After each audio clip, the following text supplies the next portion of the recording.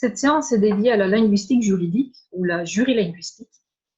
Le syntagme linguistique juridique est employé avec prédilection en France, alors que le nom jurilinguistique est né et continue d'être employé au Canada.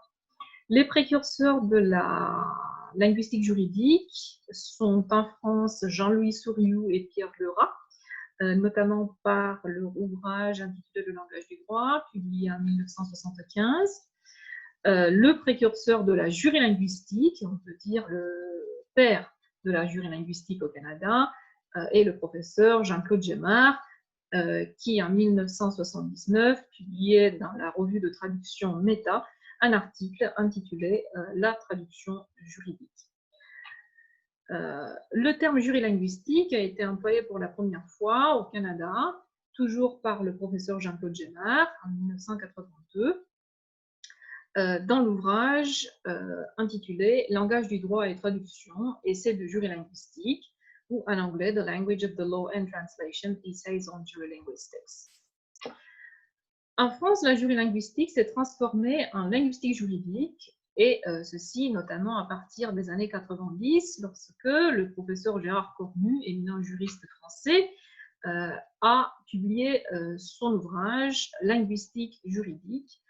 Il s'agit de la linguistique juridique du français, unique ouvrage en France à ce jour qui traite de ce sujet. Il y a eu des tentatives de définition pour ce domaine qui est à la fois un domaine juridique et un domaine linguistique, qui est devenu au fil du temps une branche spécifique de la linguistique appliquée, donc qui est la jurilinguistique ou la linguistique juridique. À titre d'exemple, Souriou et Lerat, dans leur ouvrage de 1975, écrivaient « Il est bien évident que le droit s'exprime dans des idiomes nationaux. En ce sens, il n'y a pas de langue du droit. La question qui se pose en revanche est celle de l'existence d'un langage juridique en prenant le langage au sens de façon particulière de s'exprimer. Cette définition implique, pour qu'il y ait langage du droit, l'existence d'usages spécifiques de la langue commune et d'éléments étrangers au système de celle-ci. » En 1974, déjà, Zygmunt Ziembinski avait dédié un article publié dans les archives de la philosophie du droit à la question du langage du droit et du langage juridique, en s'interrogeant sur les critères de leur discernement.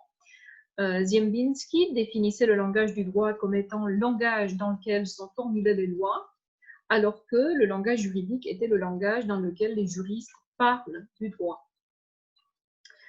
En 1999, pour le professeur Gemard, la langue juridique contenait le lexique, le vocabulaire et la terminologie.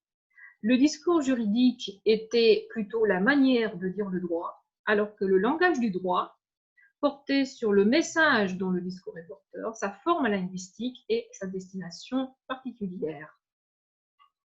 Les définitions s'affinent au fil du temps. Jean-Claude Gemard, en 1995, dans son article « Traduire ou l'art d'interpréter langue, droit et société, éléments de jurilinguistique », écrivait ceci. « Nous entendons par là une approche linguistique, appliquée et comparative du texte juridique, que celui-ci soit abordé de façon intralinguistique, dans une langue donnée par rapport à elle uniquement, en rédaction ou terminologie unilingue, par exemple, ou interlinguistique, d'une langue à une autre langue, et par rapport à celle-ci, en traduction ou en terminologie bilingue, par exemple. » On voit bien qu'il s'agit d'une discipline hybride du droit et de la linguistique. La réplique était donnée par le professeur Gérard Cornu en 1990, notamment dans son ouvrage Linguistique juridique. Comme le professeur Cornu l'écrit, le nom indique le double caractère de l'étude. L'étude est linguistique en ce que la linguistique juridique examine les signes linguistiques que le droit emploie, les mots sous le rapport de leur sens et de leur forme, et les énoncés que le droit produit, par exemple les phrases et les textes sous le rapport de leur fonction, de leur structure, de leur style, de leur présentation.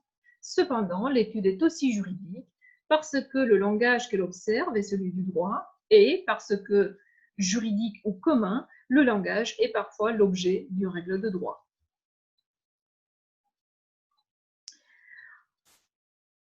Le professeur Cornu continuait en précisant que la linguistique juridique comprend à la fois l'étude du langage du droit et celle du droit du langage. Alors que, au Canada, le professeur Gemard précisait de son côté, la jurilinguistique consiste à appliquer un traitement linguistique au texte juridique sous toutes ses formes. La jurilinguistique ne doit pas être confondue avec l'étude du droit du langage, des langues ou des droits linguistiques, puisqu'il s'agit alors d'étudier ou d'analyser le droit ou un droit et non son mode d'expression, le langage.